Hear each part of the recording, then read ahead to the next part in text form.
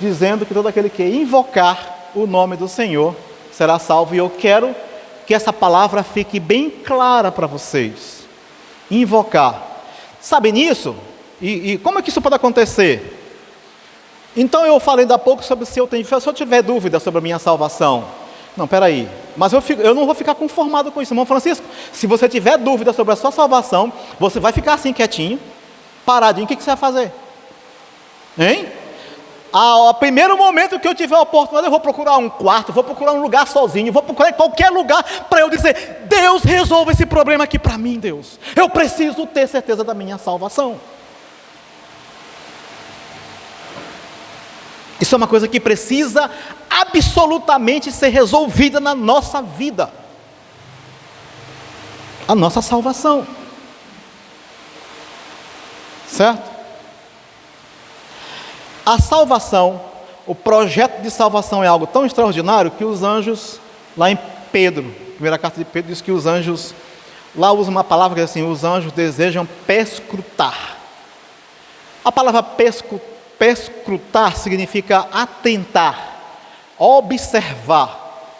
Mas o que a gente pode perceber é que a gente, quando pensa em anjos, a gente podia pensar assim: não, a salvação é precisa ouvir, não é? Tudo bem, precisa ouvir. E então, para ouvir, quem que vai levar a palavra para alguém ouvir?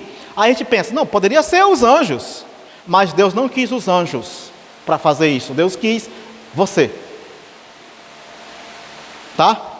Se Deus quisesse que a salvação fosse anunciada por anjos, Ele fazia isso. Aí de repente você está andando pelo caminho, sozinho, e puf, aparece um anjo na tua frente. Ei, você precisa aceitar Jesus como Salvador. Mas não é anjo que aparece, é você que já está salvo que vai dizer isso. Isso pode ser mais problema para o pecador? Não sei. Porque, então, ele precisa crer. Mas peraí, se fosse um anjo que aparecesse, não era mais fácil para ele crer? Isso não depende da gente, foi Deus que escolheu assim. Foi Deus que escolheu assim. Acabou. Então não é anjo que vai fazer isso. Até o anjo, quando alguém queria se converter, o anjo dizia: vai chamar fulano para vir te pregar para ti. Olha que maravilha. Eu fico maravilhado com isso. Na passagem de Cornélio. Cornélio era uma pessoa que queria ser salvo, ele tinha vontade de salvação. Ele já invocava. Todo aquele que invocar o nome do Senhor será salvo. Mas ele já invocava, mas ele não sabia. Então aparece um anjo para ele, diz: manda chamar Pedro que ele vai te dizer como é que funciona. E Pedro foi e falou. E eu me pergunto: por que então que o anjo não falou logo tudo? Mandou chamar Pedro. Isso é maravilhoso. O próprio Jesus apareceu para Paulo. Eu já falei isso algumas vezes que eu tive a oportunidade de pregar. Não sei se alguém lembra que eu falei isso. E então, ora, quem é o Salvador? Quem é o Salvador? Quem é rápido? Quem é o Salvador? Vamos dizer alto isso para a gente, por favor. Quem é o Salvador? Jesus é o Salvador. Quem foi que apareceu para Paulo? Jesus apareceu para Paulo. E por que ele não diz: Paulo, eu vim te converter agora? Te ajoelha e eu te perdoo aqui agora. Por que Jesus manda ele para a casa de Ananias? Porque Jesus deixou isso para homens fazerem. Olha aí como isso é grande, o poder do Evangelho. E como Deus escolheu que nem ele ultrapassa o limite que ele colocou. Pense nisso. Então o que eu estou fazendo é algo que Jesus mandou, que Deus mandou fazer, e ninguém pode fazer isso além de nós. O prefeito não pode, o governador não pode, o presidente não pode, político nenhum não pode, autoridade nenhuma pode, juiz não pode, ninguém pode, só a igreja de Deus pode fazer isso. Não é maravilhoso?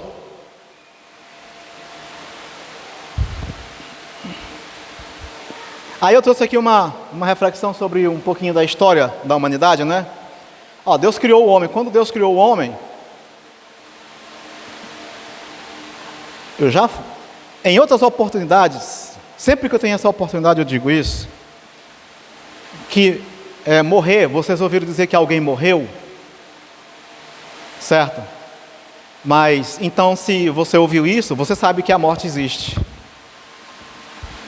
Eu lembro bem quando eu era criança que eu ouvi pela primeira vez falar que alguém tinha morrido. Eu lembro disso ainda hoje. Aí eu fiquei, não, o que é isso? Morrer, o que significa isso? Eu lembro até o nome da pessoa que morreu, que eu disse, fulano tal morreu. Eu disse, eu não vou falar o nome dele aqui, porque para não... É um nome meio estranho. Aí fulano morreu. Eu disse, morrer? O que quer dizer isso, morrer? Aí eu fiquei assim me perguntando o que era aquilo, né? Aí passou o tempo, vai dizer, outro foi também, outro morreu. Aí, peraí, então, isso acontece, quer dizer, foram as primeiras ideias, mas antes disso eu não tinha ideia de que morte existia. E quando Deus fez o homem, não existia morte. E quando Deus fez o homem, Ele não fez para morrer. E vocês sabiam disso? Eu vou perguntar para alguns. Como é seu nome, irmã? Como é seu nome? Maiara? Bianca, você sabia que quando Deus fez o homem, não era para o homem morrer? Sabia disso? Que não era para existir morte? Sabia que a tua tataravó ainda era para estar viva? Sabia disso? Sabia que não era nunca para ter morrido? Adão poderia estar vivo ainda? Então por que morreu? Por que os nossos antepassados morreram? Por que todo mundo que já morreu, morreu? Por quê? A Arielle falou bem baixinho que eu vou botar um negócio lá para ver se eu consigo ouvir. Por que foi? O que ela disse foi o seguinte, por causa do pecado. Então esse é o gerador da morte, o pecado. Ele que criou a morte, que fez a morte surgir. Não existia e não era para morrer. Tá? Mas então, o pecado... Está lá escrito, né? Eu estava perguntando quando estava escrito lá, não estava nem vendo aí. O pecado deformou o mundo. Deus formou, o pecado deformou e o Evangelho transforma. O Evangelho transforma aí o mundo.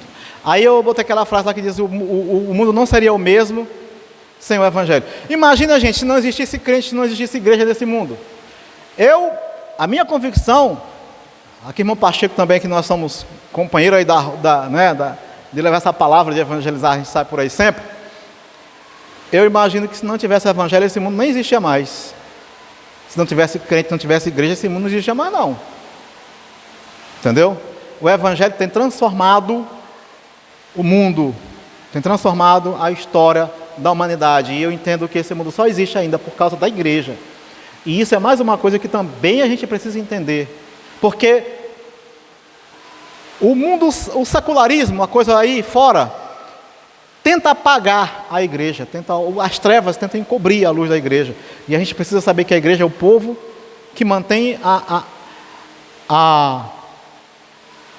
o povo que Deus escolheu para preservar o próprio mundo, certo?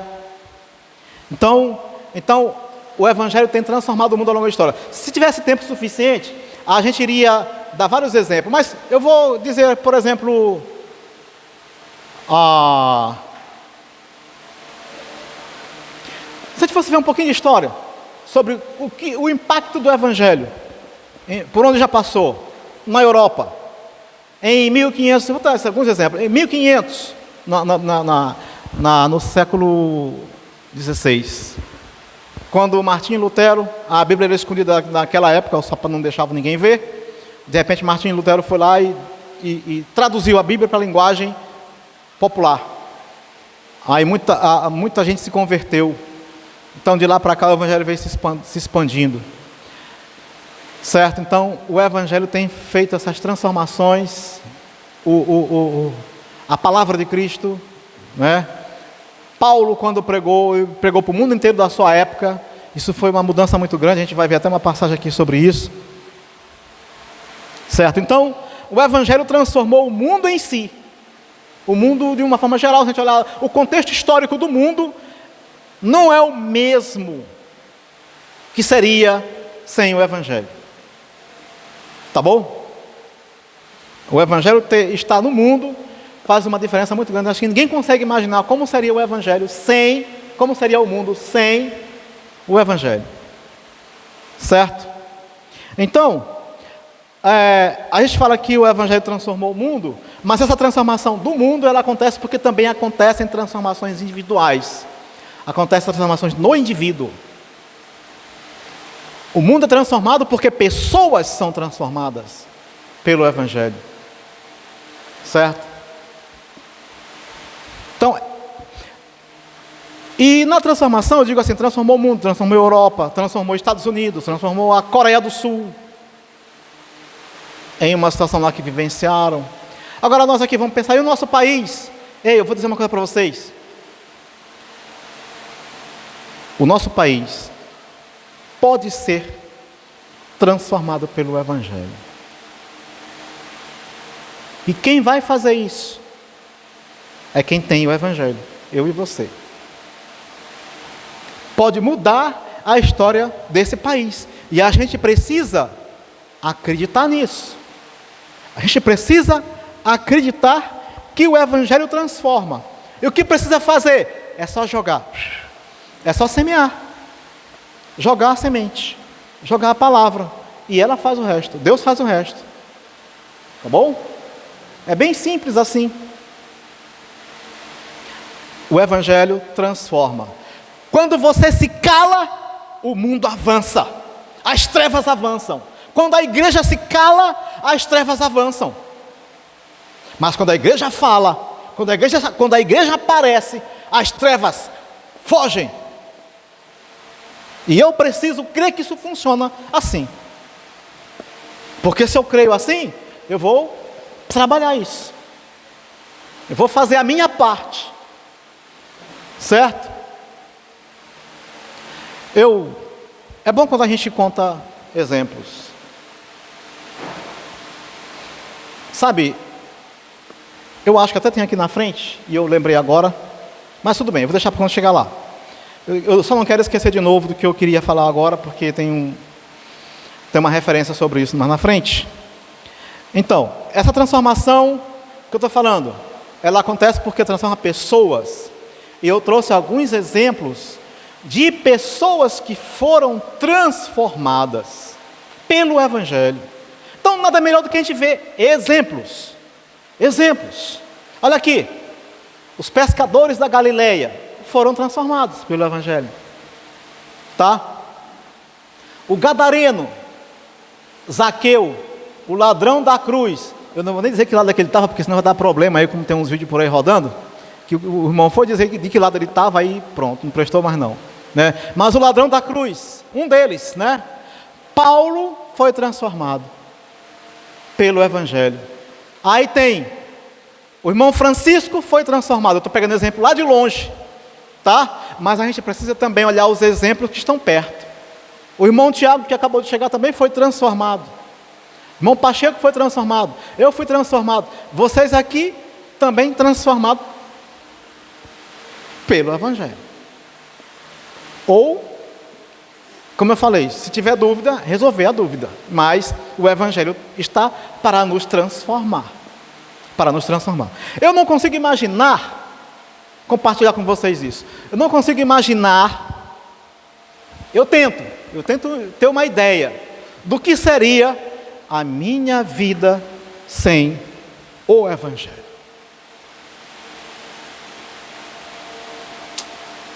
Eu fico tentando me perguntar, poxa, o que teria acontecido comigo se eu nunca tivesse encontrado Jesus?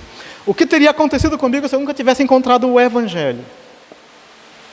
Aí eu vou pensar como eu era antes de conhecer.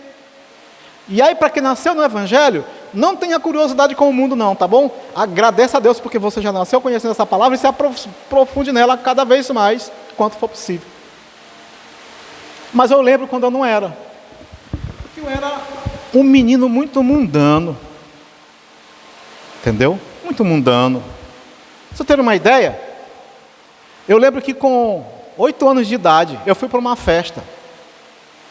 E você sabia que eu bebi cerveja lá e voltei bêbado para casa dos ombros dos outros? Com 8 anos de idade. O que ia dar um cara desse? Uma pessoa dessa, hein, gente? Como seria essa vida depois de continuar nessa situação aí? Meu pai tinha um boteco lá de vender bebida, uma mercearia, vendia tudo, inclusive bebidas. De vez em quando eu ia escondidinho nas garrafas que tinha lá abertas e pegava um pouquinho dentro do copo e olha, escondido. Entendeu? Papai dizia, ó, Ele não me proibia de beber cerveja, mas ele dizia, não quero que fume, porque fumar não. Ele fumava demais, não queria que eu fumasse. Mas de vez em quando ele pegava uns pedacinhos jogados pelo chão e levava lá escondidinho, olha. O que ia dar uma criatura dessa, hein, gente? É por isso que eu digo que eu não consigo imaginar como seria a minha vida sem o evangelho. Eu acho, meu Deus do céu, eu gostava demais de dançar, de festa, dessas coisas. Eu costumo dizer que até uma caixa de fósforo, se eu ouvisse sacudindo, eu já estava acompanhando também no ritmo. Então, o que ia dar uma peça dessa, hein? Se não fosse o evangelho entrar na minha vida? O que seria? Hein? Graças a Deus, que apesar de tudo isso que acontecia, mas eu lembro que eu tinha sede. Poxa, eu ouvia falar de Jesus, eu diria, Jesus fez milagre, Jesus nasceu assim, maravilhosamente, anunciado por anjos, e Ele morreu, mas ressuscitou, que coisa maravilhosa. Eu queria tanto entender mais sobre isso, eu tinha vontade de entender, irmão, como é seu nome, irmão? Irmão David, eu tinha tanta vontade de saber mais sobre Jesus, e graças a Deus que com 11 anos de idade Ele me chamou, através do evangelho, e olha, eu ouvi, eu estava num campo de futebol, assistindo uma partida de futebol, e chegou um jovem perto de mim, e me falou do evangelho. Aquilo não saiu da minha cabeça, e eu fiquei pensando assim, eu quero, mas como é que eu vou fazer? Aí eu não sabia como fazer. Meu pai era muito católico, ele era da igreja católica. Aí se eu fosse falar de crente para ele, como é que eu vou fazer isso, meu Deus? Eu não sabia nem como fazer. De repente, aconteceu uma situação lá que o meu pai também decidiu se converter. Aí eu fui junto. Ele até perguntou assim, olha, eu vou me converter, quem quiser que me acompanhe. Eu disse, eu estou um dele, não fico para trás não. E fui junto. Entendeu? Já estava o evangelho plantado. Ouvi. Entendeu? Não, crer. Eu quero essa palavra. Então ouvi. A gente vê como é que funciona. Ouvi. E aquele jovem passou muitos anos. Aquele irmão, eu nunca tinha contado isso para ele. Depois de uns 30 anos, ele foi embora para Manaus. Passou não sei quantos anos em Manaus. Aí um dia eu voltei no interior, ele estava lá. Aí nós estávamos num culto e eu fui contar isso para ele, que ele não se lembrava, ele não sabia. Por que eu estou dizendo isso? Porque de repente você fala para alguém que vai ouvir o evangelho e vai ser transformado por essa palavra e você nem vai saber que isso aconteceu. Olha o poder de transformação que o evangelho tem. E não é você que vai medir o trabalho que você já fez. Deixa para Deus resolver isso. Só faça e deixa que Ele está anotando tudo lá que você está fazendo. Pronto, não é com Ele. Quando chegar lá você sabe o que aconteceu. Então eu não conseguia imaginar como seria eu sem o evangelho. Está aqui o nosso irmão Tiago. Irmão Tiago, você conseguiria, irmão Tiago, imaginar como seria a sua vida hoje se não fosse Jesus ter chegado na sua vida? Estava não, né? Olha aí, ó. O evangelho transforma, muda. Uma pessoa muda uma cidade. Já falei também disso umas 2 ou 3 vezes, vou falar de novo. Quando a gente vê o mundo aí virando de cabeça para baixo, a gente pode ficar ter várias posições, pensamentos sobre isso. Um deles é não ligar. Deixa para lá, deixa você acabar para lá, né? O outro é ficar, eles estão tal, ficar até admirando lá o que está acontecendo no mundo. O outro é você ficar inconformado, dizer não, isso não está certo, isso não pode ficar assim, alguma coisa tem que ser feita. Como vai ser feita? Não sei, mas Deus é o Senhor que sabe, então como é que vai ser feito? Você se incomoda com o mundo. A gente tem que se incomodar com o mundo, com as coisas erradas que existem no mundo. Você não vai sair para levar essa palavra enquanto você não estiver incomodado com as coisas que estão acontecendo no mundo. Você tem que se incomodar com isso. Mas para você se incomodar, não precisa você incomodar ninguém. Deixa que Deus sabe como é que Ele faz. É só Deus olhar o teu coração, Ele só quer ver isso. Teu coração está o quê? Está conformado ou está incomodado? Se você estiver incomodado, Deus vai te agarrar e vai fazer você fazer alguma coisa. E Ele vai saber como. Só Ele sabe. Estou falando isso porque são coisas que a gente vivencia. Certo? Vou contar aqui essa. Pense como eu sempre fiquei chateado, incomodado com essas músicas porcas, nojentas que rolam por aí. Mas eu posso chegar lá e dizer assim: ei, rapaz, para teu carro de som. Depende de quem que está lá dentro daquele carro de som, né? Alguém lá puxa alguma coisa, uma arma, confrontar com ele. Não dá para ser assim. Mas aquilo me incomodava muito. E aí, sem saber como fazer, mas dizendo: olha, não está certo isso. Eu estou contando só assim para vocês entenderem, né? Porque até a forma de dizer, às vezes a gente precisa ter certos cuidados para não dizer assim: não, está dizendo que é porque ele fez? Não estou dizendo assim, não é isso. Mas estou dizendo que quando a gente se incomoda, é Deus que age. E eu não sei quantas pessoas quantos crentes estavam incomodados. Eu sei que quanto mais gente se incomodar, vai estar valendo. Então isso me incomodava muito. Vem a pandemia. Aí tudo cala, tudo parou. Né? Não tem festa, não tem nada. Até as igrejas mesmo parou. Mas aí aconteceu uma coisa interessante. A gente foi para a rua. Usando o quê? Um carro de som. Sabe qual era o carro de som que a gente usava? Um dos carros de som que mais me perturbava na minha rua, cantando essas músicas podres. Olha que coisa, gente, viu? Você percebe isso? Você entende a ideia disso? Eu estou incomodado com o que está acontecendo. Mas acontecem coisas no mundo e tudo muda, se reverte. Né? Percebeu isso? Você percebeu, irmão David? Está essa música tocando aí. Eu estou aqui, meu Deus, dá um jeito de sair, Senhor. Não fica desse jeito não. Como é que vai ser e tal? Aquilo dentro da gente está corroendo. Né? Aí acontece tudo isso. Pelo menos esse carro não está mais, pelo menos passando como era antes, não estava. E agora a gente tem um carro que está fazendo o papel inverso. Um som está fazendo um papel inverso aí no mundo. Tá?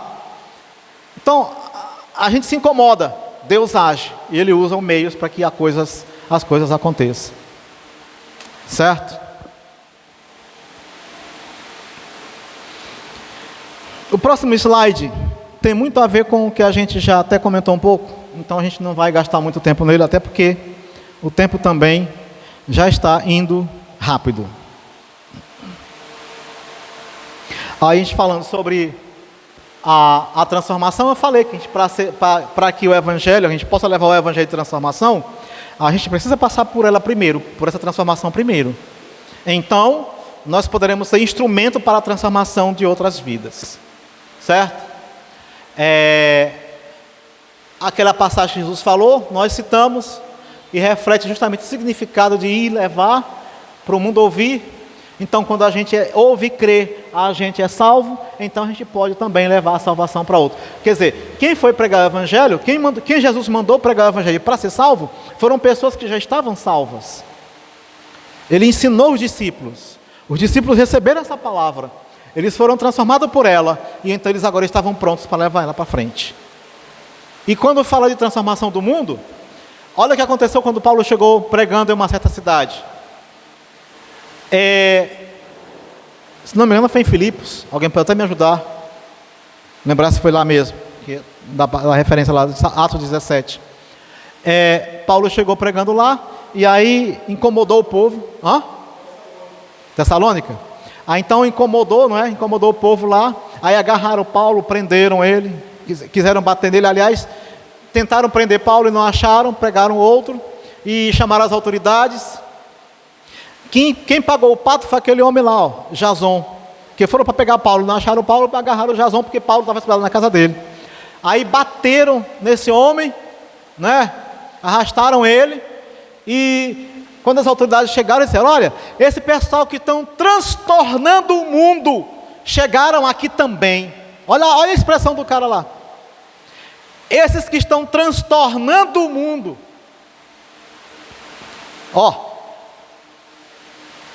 O Evangelho causa impacto.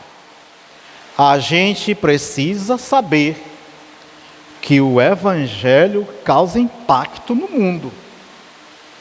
O Evangelho não é aquela coisa, peraí, acho que vai ser, talvez, não é nada disso não.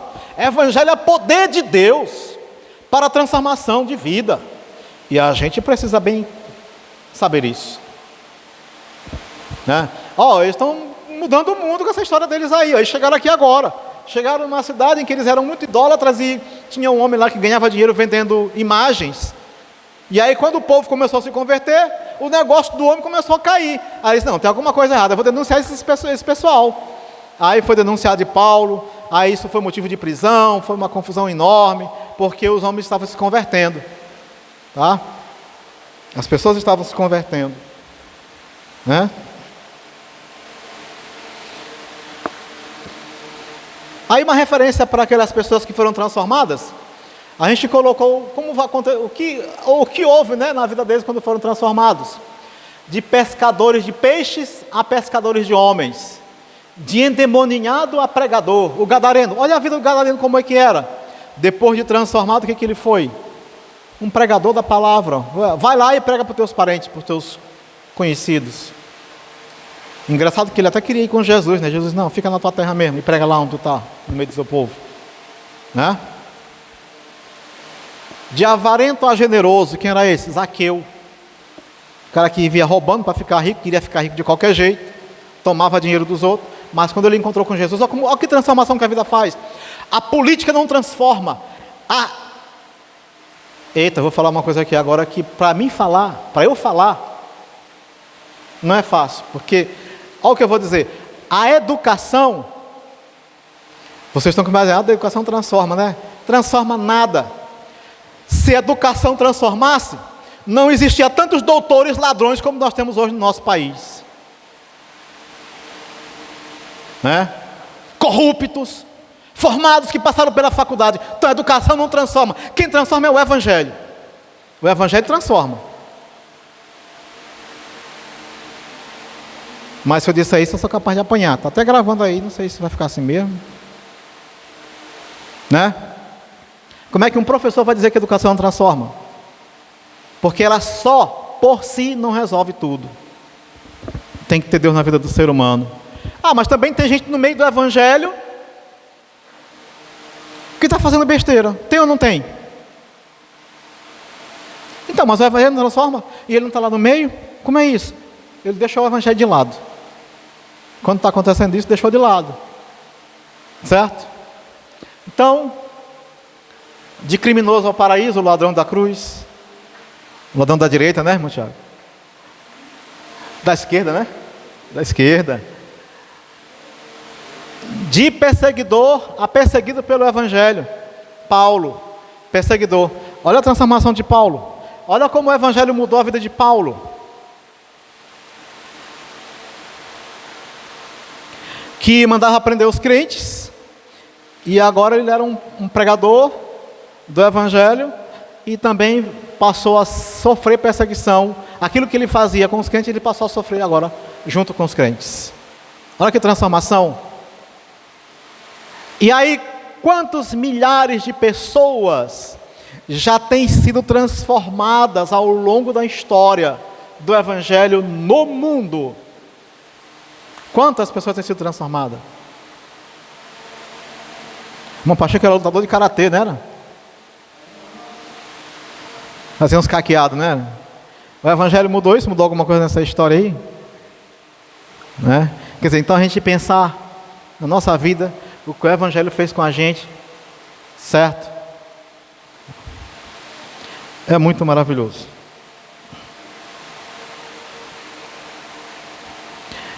Então, para que essa transformação aconteça com outras pessoas, a gente já viu quem são os agentes dessa transformação. A gente já viu que nós temos um papel importante nisso. A nossa participação é importante, né? A nossa participação é importante e existem algumas maneiras. Quer dizer, a gente sabe que para o pecador se converter, ele precisa ouvir o Evangelho, certo? E quem fala isso, a gente já viu que é a igreja. Mas vem cá, a gente só pode fazer isso é só falar? Tá, por que a gente coloca de repente algumas formas como essa interferência nossa pode acontecer? Nós somos agentes da transformação. Quer dizer, nós somos as pessoas através das quais a transformação de outras vai acontecer. Como é que isso pode acontecer? Eu já falei sobre aquela primeira parte lá. Inconformismo. A gente não pode se conformar com a situação que está aí. Isso precisa incomodar a gente. Lá na minha escola, eu vejo o comportamento das minhas amigas, dos meus amigos. Então eu não posso me conformar com essa situação que eles estão. Eu preciso me incomodar com esse comportamento. E pelo contrário, às vezes tem gente que faz participar do comportamento. Então a gente precisa se incomodar com isso. Não, está errado essa forma como eles estão fazendo aí. Não é assim. Eu preciso estar inconformado. Romanos 12, 2. E não vos conformeis, com este mundo. Irmão Léo, só tem 5 minutos. Disse que era 9 horas. Ainda tem um pedacinho aqui. Se o povo estiver com sono, a gente para. Senão, a gente conclui, Romanos 12. É um texto chave, quando se fala sobre conformismo. Rogo-vos, pois, irmãos, pela compaixão de Deus, que é 2. E não vos conformeis com este mundo. Olha só, não se conforme com o mundo e se transforme pela renovação do vosso entendimento. Não se conforme com o mundo e se transforme na renovação do teu entendimento. Aí a gente pode entender que é o nosso entendimento sobre o quê? Sobre o Evangelho, sobre a Palavra de Deus. E quanto mais eu compreender sobre o Evangelho, mais eu entendo o poder de transformação que ele tem. Então eu não vou me conformar com o que o mundo está fazendo, a maneira como está vivendo, eu não vou me conformar com ele. Esse sentido de conformar também quer dizer deixar assim como está. Deixa assim mesmo. Isso é conformar. Então a gente não pode se conformar com a situação. Aí uma outra forma da gente ser um participante é pelo nosso exemplo. Porque, por exemplo, na minha escola, se eu estou inconformado com o que os outros estão fazendo, então eu não vou fazer a mesma coisa que eles fazem. Eu vou ter um exemplo diferente, eu vou ter uma postura diferente, eu vou ter uma atitude diferente. E eles vão perceber essa diferença. Tá? O Evangelho precisa ser falado. Eles precisam ouvir o Evangelho. Então eu de repente chego num momento em que até agora eu não sei o que dizer. Eu sei que eles precisam ouvir. Mas ainda não tenho uma maneira, um jeito de como falar isso. Mas então, com o passar do tempo, com o meu jeito de ser, uma hora eles vão perguntar, vem cá, por que tu é diferente, hein? Aí chegou a hora de você falar. Pelo exemplo. Ou então pode nem ser você, mas pode ser outra pessoa que fale a respeito disso. O nosso exemplo conta muito. E hoje está uma carência de modelos. Modelos. Não é modelo da moda, mas modelo do Evangelho. Que são pessoas, vidas, nós, crentes. Sermos modelos para o mundo. Então, pelo nosso exemplo, o mundo também pode ser transformado. Aí, a evangelização propriamente dita, que é quando você já está falando, está levando a mensagem. Uma outra maneira, como a gente viu aí, intercedendo. Interceder. Aí, quando você se incomoda, você vai pedir, Deus, dá um jeito desse negócio lá. Interceder. Você sabe, interceder é orar, pedir para Deus resolver um problema. Pedir em prol de algo, em prol de alguém. Então tu percebe que o negócio está feio, aí você diz assim, Deus, olha aí, Deus, esse negócio aí, Então Deus vai usar alguém, ou você ou outra pessoa, para agir em resposta da tua oração. Viu?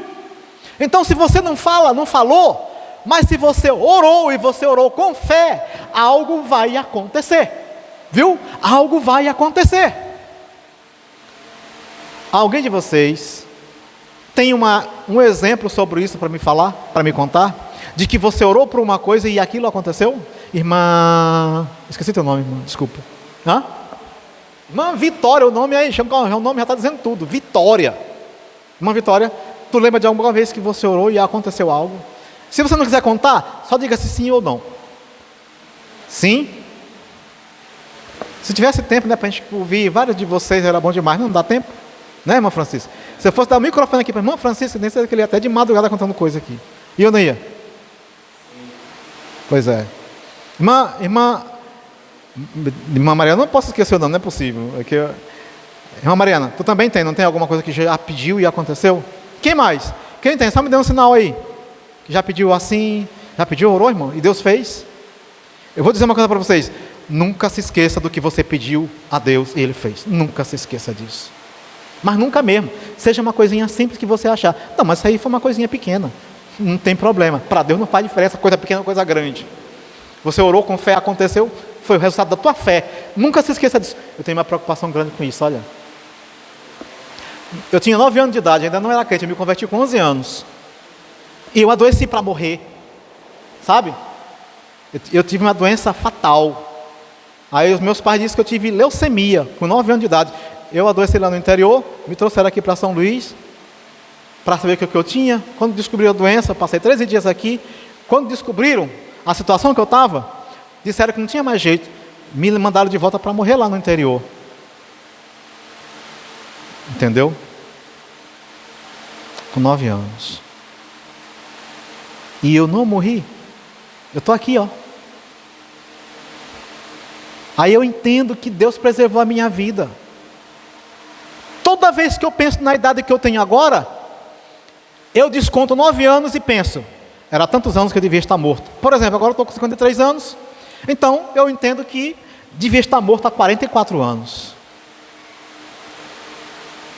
E Deus preservou a minha vida. O que eu tenho que fazer nesses 40 e tantos anos que Deus me deu? E aí eu me lembrei de outra coisa. Gente, tenha certeza, vocês podem ser engenheiros, advogados, médicos, professor, cientista, astronauta, lá o que quiser ser. Mas não existe nada tão importante que você vai fazer na sua vida do que viver e anunciar o Evangelho, a palavra de Deus.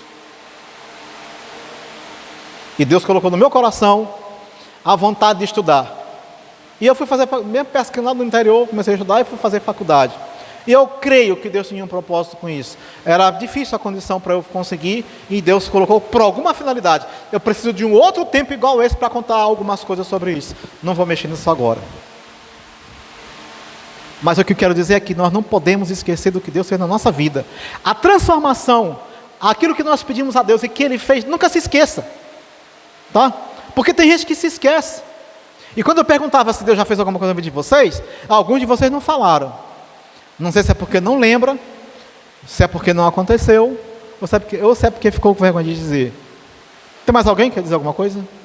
Que sabe que já aconteceu? Aqui tem uma pessoa que eu vou falar, que já pediu algo que aconteceu, e aí vai ser bom que eu vou dizer para ela não se esquecer. É uma moça que está aqui no nosso meio, chamada Arielle.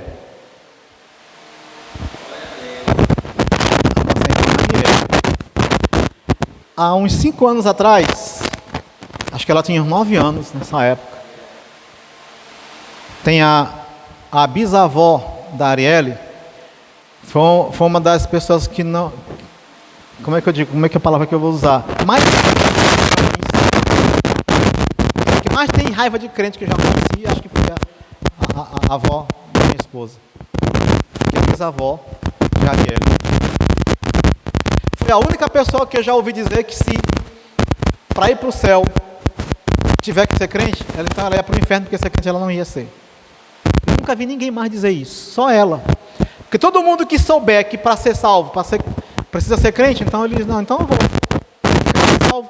E muitos não vêm porque não acreditam que pode, que é. Mas dizer uma coisa dessa eu nunca vi ninguém dizer. E essa moça, essa senhora, adoeceu para morrer. E a Arielle já tinha ouvido, né, a gente falar sobre o Evangelho, salvação, né, crer em Jesus para ser salvo, e a moça lá, né, incrédula daquele jeito. E quando ela adoeceu, que se imaginava que a coisa ficou grave, né, que se pensou na possibilidade de ela partir, a Arielle começou a chorar, pedindo para Deus não deixar ela morrer sem se converter. Aí quando pensa que não, a mulher chama a gente e diz, eu quero ser crente. Aquela incrédula daquele jeito. Chamou a neta chamou o neto e disse: eu quero me converter. Entendeu? E a mulher se converteu. Ela estava com 82 anos nessa época e está aí, com 87 hoje, 5 anos. Agora ela já até pode ir, né? Tranquila, né? Já se converteu. Já está preparada, né?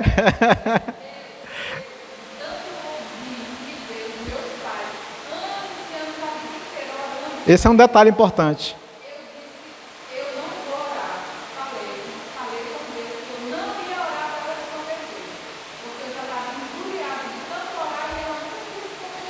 Mais de 30 anos, os pais dela evangelizando, pelejando e tal, dizendo, e ela com o tempo irada contra eles. Aí eu estou dizendo que a Arielle orou e ela se converteu. Aí, mas peraí, será que foi por causa da oração dela? Até ela pode ficar com essa dúvida. Não tenha essa dúvida e não se esqueça disso. É isso que eu estou falando para vocês. Não se esqueça do que você pediu para Deus e Deus fez. Porque as pessoas se esquecem. E a gente não pode se esquecer. Jesus curou o cego. O cego foi embora. Perguntava para ele: quem foi que te curou? Não sei. Foi um homem lá, ele disse que é para mim e tal, e lavar o olho, eu voltei vendo. Aí ele ficou: eu preciso encontrar esse homem. Aí um dia lá ele encontra com Jesus. Aí falou com Jesus e disse: o Senhor sabe que eles estão com raiva de, por causa disso aí que tu fez e tal. E disse: tá bom, tudo bem. Vai, e não peque mais para que não tenha acontecido essa coisa pior. Viu? Olha, gente, se Deus faz uma coisa na vida da gente, a gente não valoriza isso. Não queira, não. Valorize. Valorize cada detalhe da tua vivência com Deus. Tem uma coisa pequena, meu tempo já acabou, que me aconteceu. Pequena sim, pequena que eu estou dizendo simples. Um acontecimento muito simples. Mas que eu não posso me esquecer. Porque eu sei que foi Deus que fez. Eu estava um dia, no último dia de férias do meu trabalho. E durante as férias eu tinha tirado vários períodos para ler a Bíblia, para meditar, para orar, até tarde da noite, madrugada. Aí no último dia eu cheguei do culto e pensei assim: poxa, eu queria ficar um pouco mais aqui meditando e orando, mas amanhã eu tenho que trabalhar. Então, se eu for ficar até mais tarde, eu não posso não acordar no horário. Mas ao mesmo tempo que eu estava pensando assim, de repente me veio algo. Quer saber de uma coisa? Não estou nem aí, eu vou ficar mesmo.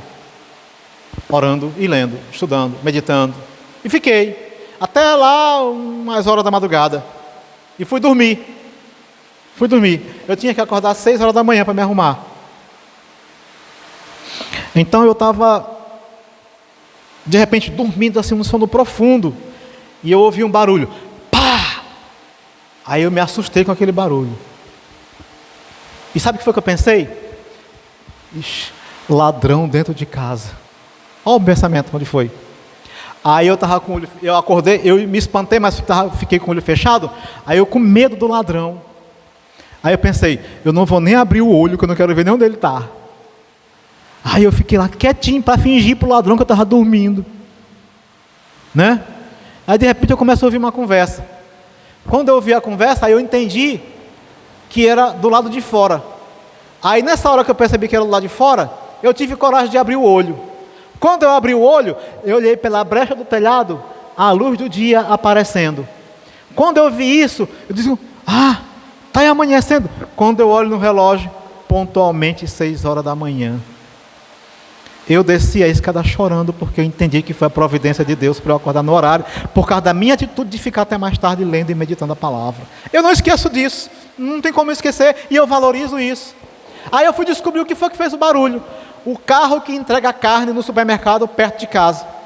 E esse carro nunca tinha me acordado antes. Ele entrega carne todos os dias, e só nesse dia ele me acordou. Como eu posso interpretar isso? Como? Tão simples. Deus quis então só me acordar para eu ir no horário para o trabalho, só porque eu tive a atitude de ficar um pouquinho mais de tempo. Olha como Deus valoriza os nossos momentos com Ele. E como a gente precisa também valorizar isso. Por isso que eu não esqueço. E eu falo dessas coisas. Tá? Justamente para não esquecer. Então, terminando ali, né? Intercedendo, já falei, oração, né? A gente pode contribuir com o evangelho financeiramente. Bom, eu tenho dificuldade, eu tenho meu trabalho, tenho minha empresa, não sei o quê. Eu não tenho como estar, de repente, indo a sair para evangelizar. Mas quem vai evangelizar precisa de suporte, precisa de alguma coisa. Precisa de transporte, precisa de coisa. Então eu vou ajudar quem está indo. É uma maneira, tá? Por isso que eu coloquei financeiramente. O apoio, o suporte. De repente você não tem como ir falar. Você também talvez não tenha como ajudar financeiramente. Mas de repente você pode dar um suporte, de alguma maneira. Como? Que maneira pode acontecer isso? Que tipo de apoio eu posso ajudar? Bom, nos trabalhos que se faz fora, cultos ou evangelização, e enfim, aquilo que se faz no trabalho por aí, precisa de várias coisas acontecerem. Por exemplo, vai ter uma cruzada.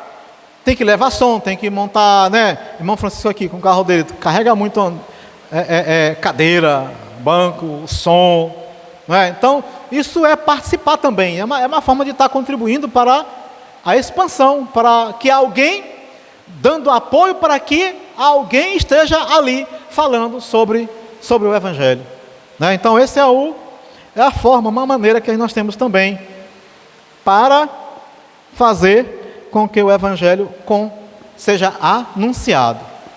E aí, para a gente concluir, queria fazer uma coisa aqui, que eu coloquei aquela expressão, manutenção dessa transformação. Sabe por quê, gente? Porque é o seguinte, no início nós falamos sobre eu saber da minha salvação, eu ter certeza. Então, pode acontecer que a gente, durante um bom tempo, a gente tenha essa certeza. Mas nós, seres humanos, passamos por muito altos e baixos na nossa vida. E a gente precisa manter, perseverar.